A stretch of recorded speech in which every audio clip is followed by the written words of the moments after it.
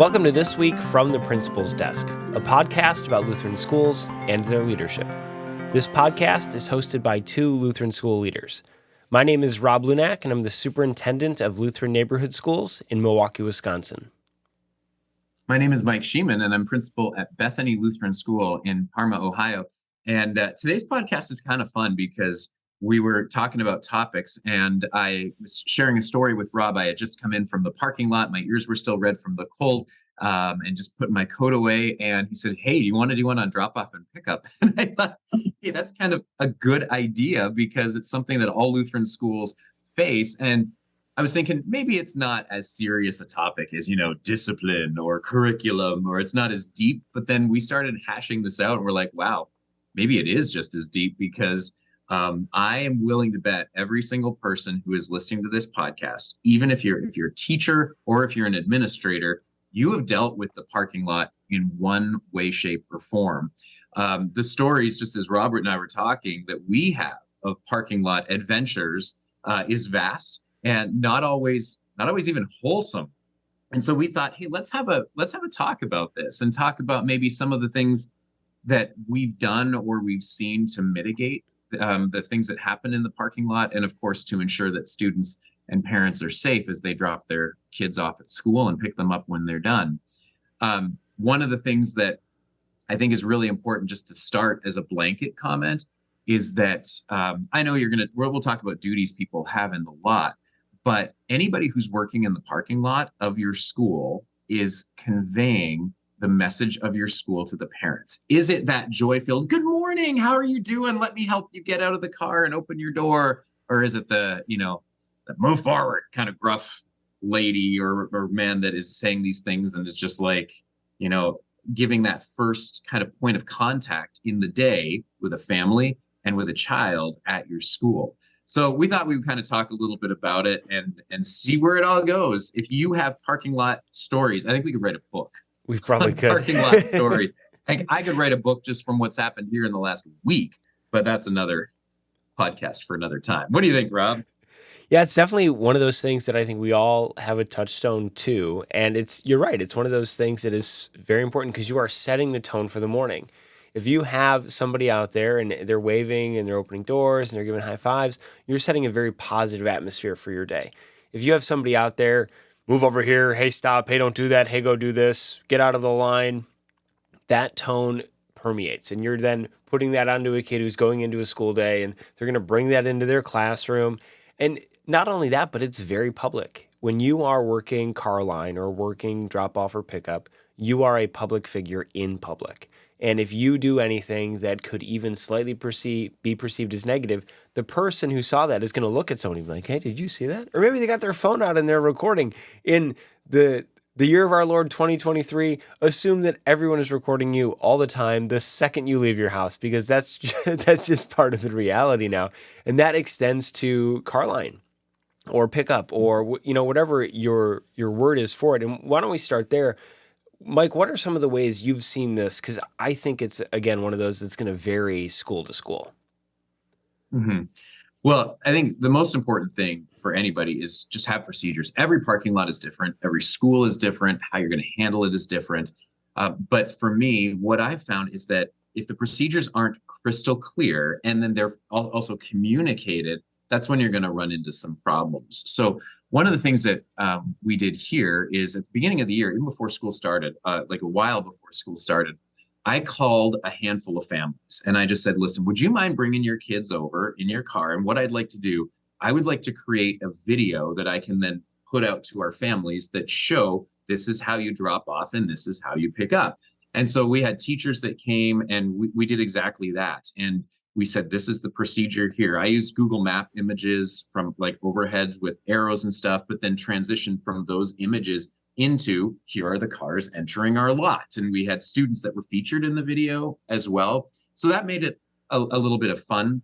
But then what that video allowed me to do when I posted it is I also said to the parents, make sure you send this to grandma and grandpa, auntie and uncle, your neighbor, whoever is going to be picking up and dropping off. Make sure that they're aware of our procedures as well, because, we think, yeah, I communicated that to the parents. It's in the handbook. but they're not always the ones that are doing that work. So if you can do anything to both establish and communicate your procedures, I think that's really important to do. We do want our students to be safe, but one of the things I was sitting in a session not long ago, and the speaker said, "How many of you have used the phrase, 'Safety is my number one priority'?" And I mean, my hand went up. Safety is my number one priority. He said, "Well, no, it's not." And I looked at him, kind of wondering where he was going with it. He said, "Sharing Jesus is your number one priority, but you want to do that in a safe environment." And I thought, that's semantics, but it's also intriguing. So I've changed. I don't use safety as my number one priority, but I do intend for all families and all kids to be safe as they come to our school. Rob, what's your experience been with some of those things for procedures and communication?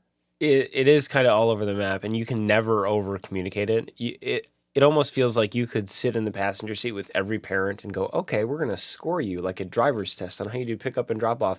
And you could do that with all of them, and they'd all pass. And then the very next day, you'd go, what happened? Didn't we go over all of this?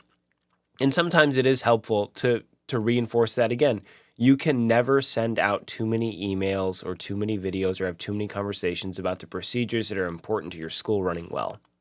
One of the things my wife and I did, oh gosh, 3 or 4 years ago now, during Lutheran Schools Week, we actually made a funny little video about the different types of parents that drop off. Now, we didn't include all the ones we're going to talk about today, the speeder and maybe the colorful language speaker. We didn't include any of those in there. Maybe I'll include that link for that in the show notes if anybody wants to see that. But just trying to get that out in front of parents in a fun way that they were going to go, oh yeah, no, we do that, right? Ha ha. Maybe I shouldn't do that anymore. But the rules are there because they're communicating the overall vision of your school and the mission of your school. Everything you do should line up with that. And if they don't, then why are you doing it? And parking lot procedures are no different. One of my pet peeves is you go and you have a conversation with a parent and you go, hey, remember we got to turn left out of here and you turn right out of here. Usually it's the other way. Usually it's, hey, turn right. That's easier, right? I saw you turn left yesterday. I can't have you doing that. Sorry. And having that conversation once is fine. You have that conversation a second time and you're like, okay, the parent clearly heard me.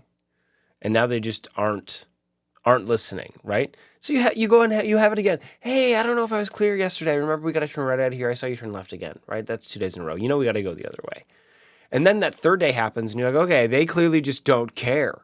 What do I do? What do you do as principal? And so much of pick up and drop off, parents have in their mind what they're going to do. Oh, and I got to go this way. I'm not going to go around the block. It's easier to turn in here. I'm in a hurry. I can't wait for the line, right? Everyone's got their excuse and their reason.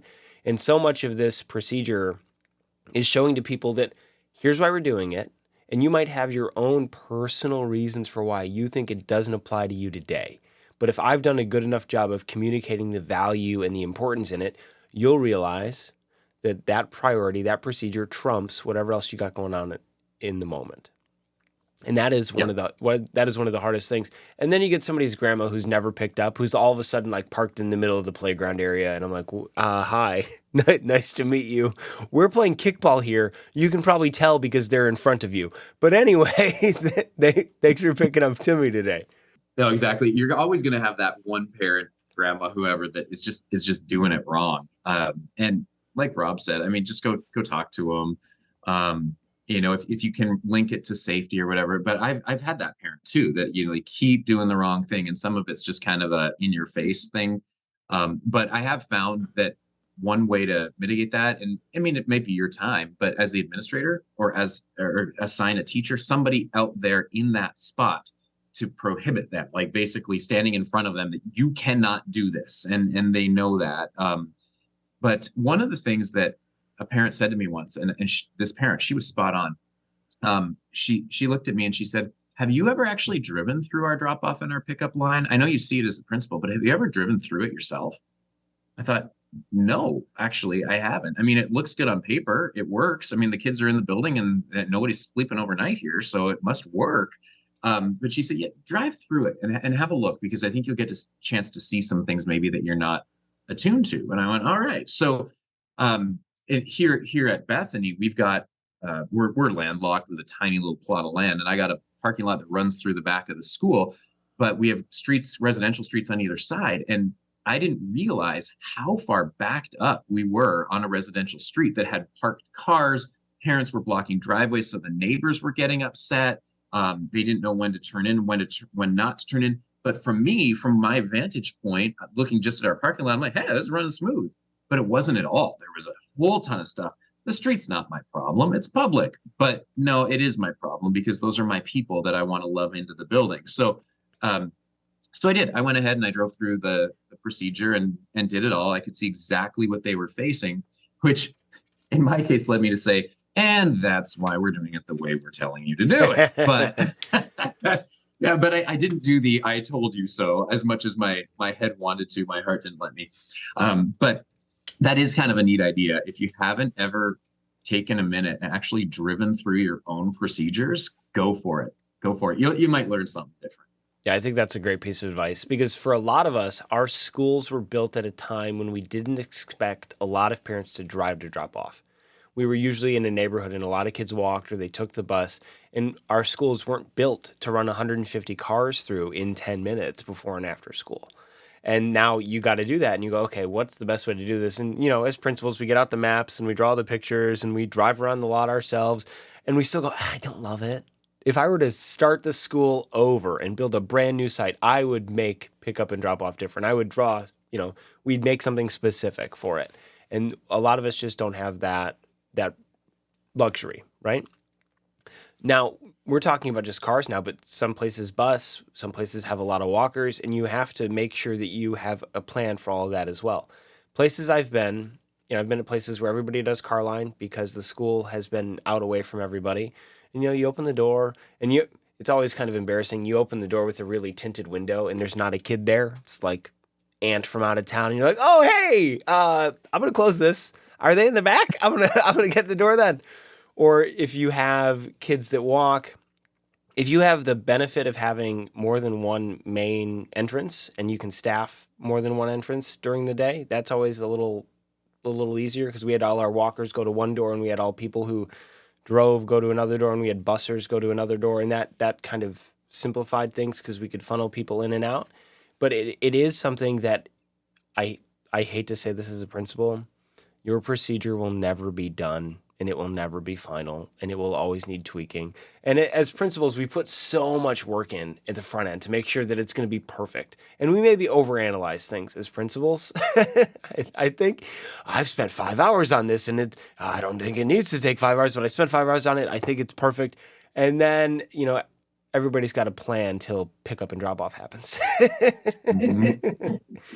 Mike, let's get into some of the nitty gritty here. Let's go through scenarios. Can you talk through one where, you've got everything laid out and then, okay, it didn't work. What happens now? Right. And if it's not working, you have to be above reproach to go ahead and tweak it. And maybe it's a mid-year tweak. Maybe you got new enrollment. Maybe it's just not working. It's okay to say, hey, we're going to change this. But I encourage lead time. I mean, with anything, let's say, a week from now, this is going to be the new procedure. Communicate. So it's okay to do that. You're constantly reflecting and reviewing as you should as an administrator. One other point that I wanted to make, though, is that you can go ahead and get creative and try to create partnerships with your local municipality. For us, where I'm at Bethany, I'm actually considering giving the city a call and asking if we can make a street by our school a one-way street. It would be a million times easier for us if that was the case. But I mean, I don't know if they're going to do it or not. The worst they're going to tell me is no. The other partnership that we have is a good partnership with the police. And I have had to do it before where it's like, listen, I can't stop these people from doing certain things. I communicated all over the place. Would you mind placing a patrol car outside for 10 minutes while we do pick up and drop off? And the cops have done that. And I have no problem telling the parents, hey, listen, we're going to have a police officer reviewing our procedures. He's going to be there. And if you do something that's against the procedures, or if you're going the wrong way on the road, or, we have a sign, you can't, no left turn, and they turn left, you might get a ticket. So make sure that we're doing this correctly. It's okay to have a little bit of extra enforcement there. I mean, everybody's got scenarios, but you got to have a little bit of plan or a mindset to know, what are you going to do with that parent that is consistently doing it wrong? Are you okay walking up and saying, hey, listen, I really need you to do this correctly? And then give them a smile at the end when you do that. Because if you're smiling, people typically don't yell at you. You can deliver crazy messages and then smile, and it's all good, right? Ideally. But like we had a guy just, in fact, yesterday, our lot was really full, but he was in a super big hurry. So he cut everybody off, and people were honking at him. So he flipped him the bird the whole time as he's flipping the bird, driving to the front of the line to pick up my kid. So I get to deal with that one today, which is going to be a phone call. But the other thing we've got here at school is I've got video cameras on the lot. And so I can easily review footage so that if it comes up, I can share that with the people and say, let's look at the footage and see how you did this wrong, but how you can do it right. You shouldn't have gone here, but you can go, here.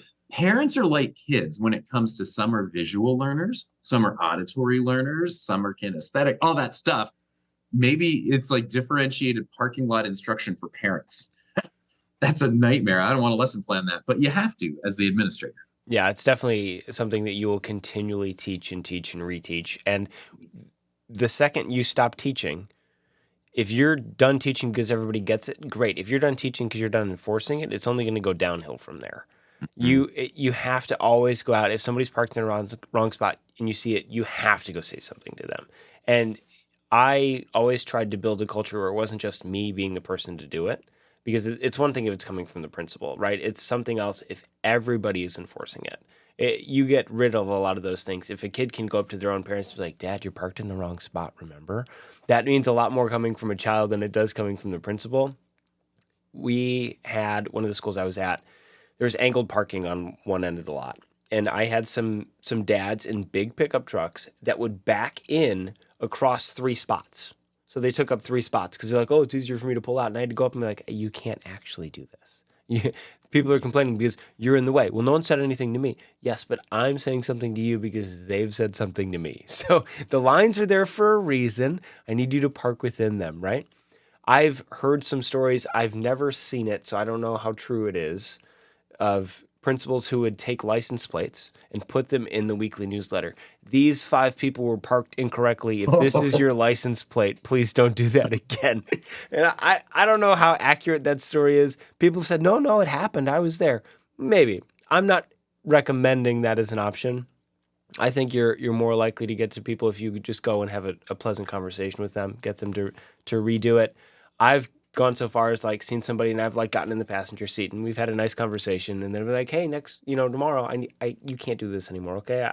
Thanks. See you tomorrow. Right. Mhm. Now there is safety patrol. I know schools will do that. I think that's sponsored by AAA maybe. And that is a method of, it teaches kids some responsibility and they get little stop signs. They never step out into traffic. They basically guide pedestrian traffic. Okay. You can cross the street here. Okay. You can cross the parking lot here. Some schools have teachers do that. It really depends on what works for your school in particular. The thing you want with pickup and drop off is you want it to be safe, you want it to be orderly, you want it to be quick, and you want it to be stress-free. You want to be able to not have to worry about it, right? But that means you need those procedures and systems in place so you can take a step back from the active managing and let the procedures do their work. And that is probably the hardest part because you are working and working and working. But we know, just like with classroom management, if you can get those things done at the beginning of the year, they'll save you a lot of time later. Exactly. It is all about training people how to think, training people how to behave. I'm sure Pavlov would have lots to say about this, right? So, I mean, all the different theories that are out there. But part of it too, for me, is I want to make sure that we're portraying the lighthearted, hey, good morning, because when parents are coming, we don't know what their morning's been like, and they may very well be stressed out, and which is fine. It doesn't justify, therefore I'm going to do whatever I want, but they're coming to a place where you just don't know, and so you might be something that giving them an attitude that can change their day, a smile. But then I'm hoping that spills over as well, because if they see, hey, this is a place where everybody's just like super lighthearted, we're getting it done, I want them to also help me with that. That in the cars, that they're kind of lighthearted and enjoying it, because there are some good parking lot stories, right? The one parent that, has the big subwoofer in the back, and they're like rolling down the windows and they're pumping Christian music in the parking lot and smiling at everybody. I'm like, I love those people, right? They make my lot a party lot. But at the same time, it can go either way. So how do you create that culture of therefore then saying, no, we love everybody here and we're going to treat everybody that way, and you play a part in that. You play a part in giving our school's impression to the community, because yeah, we've got parents that are driving around our school, but I also have community members that live here, and I don't want them to get the bird from you. I would like them to get a smile and a wave and hey, thanks for letting me, drive into a school that's right next to your house, that kind of stuff. So it is all about the attitude, all about the encouragement. And you set the tone from the moment the parent gets in their car to the moment they pick up their kid. You're setting the tone. Yeah, that's such a good point, because even in this conversation, we've drifted a little bit towards the enforcement and the negative bit, right? But it is so much more that we want to keep everything positive and encouraging, and that is tough to do with procedures and rules, because if you do them right, nothing happens. We will not recognize you at all. If you do them wrong, you will hear about it. And parking lot procedure is no different. Okay, I'm going to go through some rapid fire ideas for principals that are maybe struggling with some parking lot things. Radios. If you don't have radios, get some radios, because you can then easily communicate across a parking lot without yelling at anybody. And have teachers stationed different places. If you have all your kids inside, you need a way to get them all outside. Radios are a great way to do that. Dress down passes for parents who are doing things the right way. If you're a uniform school and you have a parent who's just like spot on with their procedures, you walk over to their car and you say, hey, this was great. Here's a dress down pass for your kid because you were doing such a good job in the parking lot today. Perfect. Here you go. You get one of those. Having teachers go through car line at the end of the day. If you got a teacher, hey, I'm going to watch your kids. I need you to drive through so you can report back how everything went today. You're going to be kind of like my eye in the line today. And then one of the more fun ones is kindergartners writing parking tickets because they're adorable. I've never heard that one before. Hey, Timmy noticed you were parking in the wrong spot. He wrote you a little ticket. If you could just park in the right spot tomorrow, then we'd appreciate that. Mike, you got any quick ones? No, but I love those. No, I think those are great ideas. Kindergarten tickets. I'm going to have to implement that like tomorrow, I think. But, for me, it's, just being out there, the relational aspect. I haven't given out goodies or things like that, but I do like that as an idea. No, I think, Rob, everything you said there is fantastic, but whatever it is, the goal here is to make sure that you're doing things in a way that the parents understand what to do, they're doing it correctly, and ultimately the kids and your staff are safe during that time. So, and just going back to something you said earlier, all of a sudden we're bringing 150 cars through. I think it's okay to acknowledge that to parents too. I openly say, listen, our parking lot is a train wreck. It's a hot mess, and I'm so sorry, but I don't know what else to do. There's really not a lot more that we can do. So we're just doing the best that we can. Taking that approach, you do pull a little bit of a heartstring, and that's a card that I'm willing to play. Yeah, and that's a great idea. One more thing I think that we haven't even mentioned is, if you have a parking lot procedure that is not working, have a parent meeting about it and be like, guys, it's not working and I don't know what to do. I've tried. We had procedures. Clearly, they're not working to everybody's satisfaction. What are things we can do? Why don't you guys help me come up with solutions? And then you can talk through some of that. And you'll notice that the parents that think they have the great idea will put it out there and somebody else will shoot it down. And being put in that situation, as principals, we're in that situation all the time where they go, oh, no, it's okay. It's not a great idea. And then they're a little more open to, okay, you're right. This is difficult. And here's why we have these procedures. And it's not perfect, but now I understand why it's imperfect. And so as you work through this, if you have questions about any of it, Mike and I are always here. If you have a story that you want to share, definitely call. We can take your name out of that story if you want to share it anonymously. That's fine. We have a Halloween special coming up, actually, where we're going to tell some kind of quote unquote horror stories, I think. So if you have one you want to add to the mix, let us know. Mike, anything else before you close us in prayer? No, I think just you were going to put something in the show notes there, a link to some resources. Maybe I'll send you the video. We can put that in the show notes too, that I did for our families, just to get a feel for what the video that I mentioned earlier that we shared for our procedures, just to give ideas, because that's what we're all about. How having people just kind of talk and helping others along. So we learn, we're constantly learning too, and it's a joy to be able to share with everyone who's listening. Yeah, we can So, definitely all get right, that why don't we go included. ahead and close that in prayer and we'll call it a wrap. Heavenly Father, thank you for the day that you've given to us. Thank you for all those who are listening. I pray that you would bless them in their ministries wherever they might be. Lord, we know that policies and procedures are kind of maybe a boring topic, a heavy topic, but it's a necessary topic as we use these things so that we can get at our main goal, our main number one priority in sharing your love with kids and their families. I ask that you would use all of the policies and procedures that we have in place to ultimately point to the gospel, to point to the truth that we are all loved. I pray that in drop off and pickup line, that parents would know that they are loved and that they would show that love to one another in how they behave. But ultimately, God, that you would give us wisdom to know how we can facilitate that environment. Lord, thank you for all who lead and for all who serve in our Lutheran schools. And most importantly, thank you for the students that you bring to us each and every day. We pray in Jesus' name. Amen.